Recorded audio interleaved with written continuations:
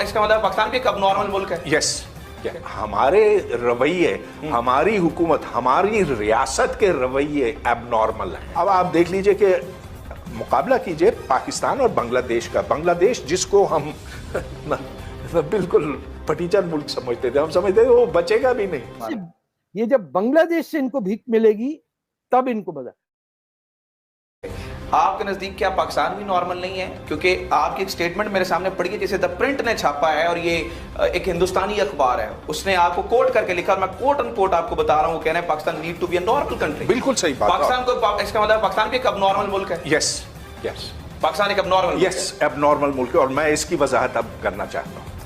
एक नॉर्मल मुल्क वो है जो लोगों की खुशहाली चाहता है। सबसे पहले अपने लोगों की खुशहाली चाहता है। हम क्या चाहते हैं कि कश्मीर फतह करें। अरे भाई ठीक है, कश्मीर में जुल्म हुआ, बहुत खराबियां हैं वहाँ पे, कश्मीरियों के ऊपर जुल्म हो रहा है, उधर मोदी हुकूमत जो है वो मैं उसको बुरा समझता हूँ वगैरह, लेकिन सबसे पहले अपने मुल्क के हालात तो सुधारो। सारी अगर सुई आकर एक ही चीज के ऊपर अटक जाए तो फिर ये एक सेहतमंद चीज नहीं है। ये एक नॉर्मल मुल्क इस तरह से नहीं चल सकता। अब देखिए यहाँ तरह तरह की खराबियां हैं। सबसे बड़ी बात यह है कि यहाँ गरीब और अमीर में फर्क बेइंतहा बढ़ा है। यहाँ जो बाअसर तबके हैं और इसमें फौज और सियासतदान दोनों शामिल हैं, वो इस हाथ से भी छीनते उस हाथ से भी छीनते। देखें उन्होंने कितनी जमीनों के ऊपर कब्जा किया हुआ है, औने पौने वो खरीदते हैं, खरीदते भी क्या, उनको तोहफा मिलता है और फिर अरबपति बन जाते हैं। और किसको बेदखल करते हैं? बेचारे गरीब को। तो जो किसान है, जो मजदूर है, उसको तो उन्होंने उठाकर एक तरफ कर मैं समझ रहा हूं। अच्छा, तो ये नॉर्मल नहीं है। अच्छा, मैं ये समझ रहा हूं, आप सही कह रहे हैं। आपको ये कहना चाहिए ये रवैया नॉर्मल नहीं है। ये जब मुल्क ही नॉर्मल नहीं है, आप कह रहे हैं कि पाकिस्तान ही अब नॉर्मल है, तो आपको नहीं लगता कि ये एक बड़ी बोल्ड स्टेटमेंट है कि आप मुल्क के बारे में कह रहे हैं पाकिस्तान ही अब नॉर्मल मुल्क है? हमारे रवैये, हमारी हुकूमत, हमारी रियासत के रवैये अब नॉर्मल हैं। क्योंकि हमारी सुई एक चीज पे अटकी हुई शुरू दिन से, वो किसी तरह से कि हिंदुस्तान को मात दी जाए, और उस अंधी दुश्मनी में हमने अपने आप को तबाह कर दिया। अब आप देख लीजिए कि मुकाबला कीजिए पाकिस्तान और बांग्लादेश का। बांग्लादेश जिसको हम बिल्कुल फटीचर मुल्क समझते थे, हम समझते थे वो बचेगा भी नहीं। और मेरे बचपन में हम तो बंगालियों के ऊपर क्या मजाक उड़ाते थे, आज वो हमसे मीलों आगे निकल गए। आपके नजदीक, चलें मैं इसे थोड़ा सादा कर लेता हूँ, आपके नजदीक भारत एक नॉर्मल मुल्क है? भारत नॉर्मल मुल्क है, हाँ। अच्छा मुल्क नहीं है, भारत एक नॉर्मल मुल्क है। हाँ हाँ, वो नॉर्मल मुल्क है, नॉर्मल मुल्क है। पाकिस्तान अब नॉर्मल मुल्क है क्योंकि यहाँ पे हकूक नहीं मिलते, भारत जो है वो नॉर्मल मुल्क है, पाकिस्तान अब नॉर्मल मुल्क है। जी, उनकी सुई इस पे नहीं अटकी हुई है कि पाकिस्तान को मात जेर करना है। वहां पर जिसे आप ये कह रहे हैं कि नॉर्मल मुल्क है, मेरे सामने ये चीजें पड़ी हैं जिसमें ये नजर आता है कि शायद भारत दुनिया में 10वें मुल्क पे नंबर पे है जहाँ पे खवातीन का सबसे ज्यादा रेप होता है, जहाँ पे खवातीन पे सबसे ज्यादा जिनसी ज्यादती होती है। जो 10वें नंबर पे है, आपके ख्याल में वो एक नॉर्मल मुल्क है? मतलब मुझे ये डाइजेस्ट नहीं हो रही बात। अच्छा, मैं इसकी वजाहत करता हूँ। देखें, नॉर्मल मुल्क इस लिहाज से कि वो सबसे पहले अपनी इक़्तिसादी माशरती तरक्की को फ़ौक़ियत देता है जिस तरह। और इसका मतलब ये नहीं है कि हिंदुस्तान कोई अच्छा मुल्क है कि उधर जुल्म नहीं होता, कि उधर जो दूसरे लोग हैं, जो अक़लियत हैं, उनके साथ अच्छा बर्ताव होता है। बिल्कुल नहीं।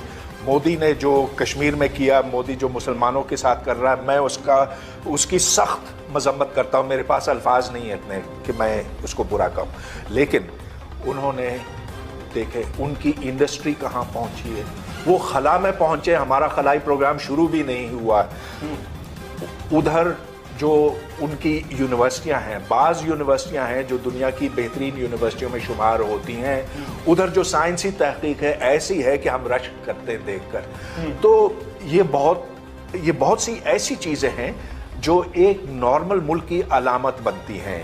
कि मैं ये सवाल कर रहा हूँ, प्रोफेसर परवेज ओदबाय क्या समझते हैं पाकिस्तान का अभी तक छोड़ने क्या होगा? सर अभी तक पाकिस्तान का बनना ठीक था? अभी तक तो बहुत बड़े मसले हैं। देखें, आधा मुल्क तो अलग हो गया, टूट गया, और वो बाकी जो है आपसे मिलना भी नहीं चाहता है। वो कहता है कि इधर से दफा हो जाओ। कौन? बांग्लादेश जो पाकिस्तान का निस्फ हिस्सा था। क्यों हमसे ये इतने नाराज हैं?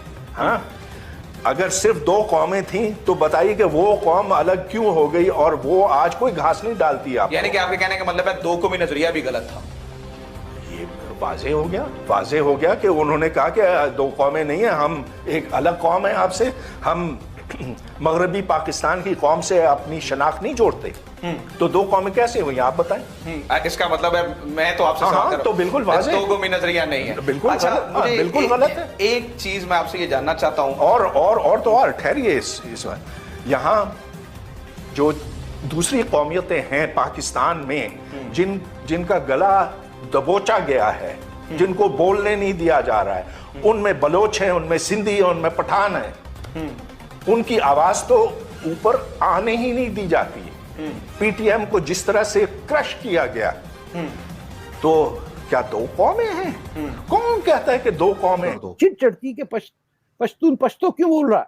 यस, ये सिंधी क्यों हमारे सामने सिंधी जबान बोल रहा है? ये तो अल्लाह की जबान ही नहीं है।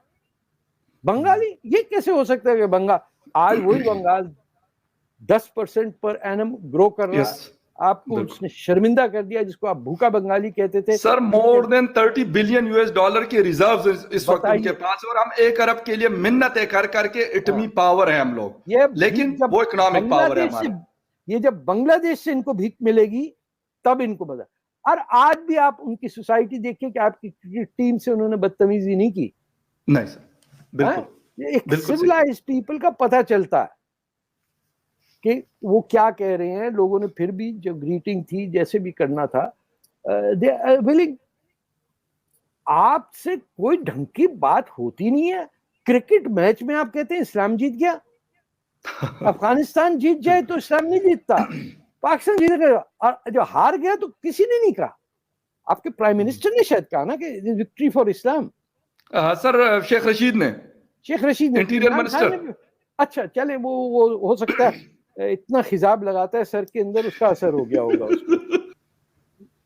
सो we will pay the price. आप इसमें, वो इमरान खान कहते हैं ना घबराने की जरूरत नहीं, मैं भी कह रहा हूँ घबराने की जरूरत नहीं है। ये खुद एक लैंडलॉक कंट्री होगी जो इंडियन पंजाब से फिर भीख मांगेगी और कहेगा असी करतारपुर का दरवाजा खोलिया सी, सानू को 2-4 पैसे ते दे दियो।